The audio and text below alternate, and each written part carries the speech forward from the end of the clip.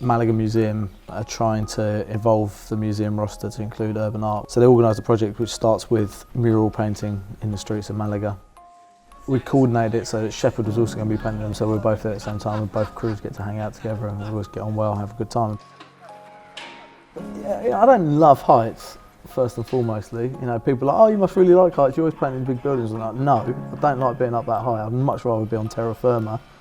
This is the first time we've used a swing stage, which is essentially all 4 ropes were rigged onto one rope, so had we fallen, we'd have all come clattering into the centre, smashing into each other and probably bounced about 20 foot, which isn't what you want to know when you're painting that wall, but that is what it was like.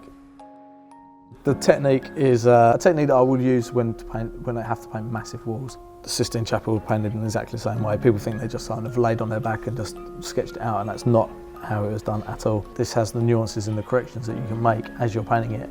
It's not completely calculated, and we weren't sure that it would work until we got there, and it worked really, really well. I knew Shepherd was going to come with something to do with peace, because that's kind of the flex he's on at the moment. His last couple of murals he's painted have been a peace-orientated move. He'd asked if he could see what I was painting so we could flex on each other's work. I didn't really want to do that because I quite liked the fact that I wasn't sure what he was going to paint and he wasn't sure what I was going to paint. I thought it would be quite cool to paint something that was the polar opposite to that, so something kind of aggressive but not really aggressive, you know, in the kind of erring towards the size of war and destruction. Massive dead pilot. If they were going to work together, they were going to clash like mad.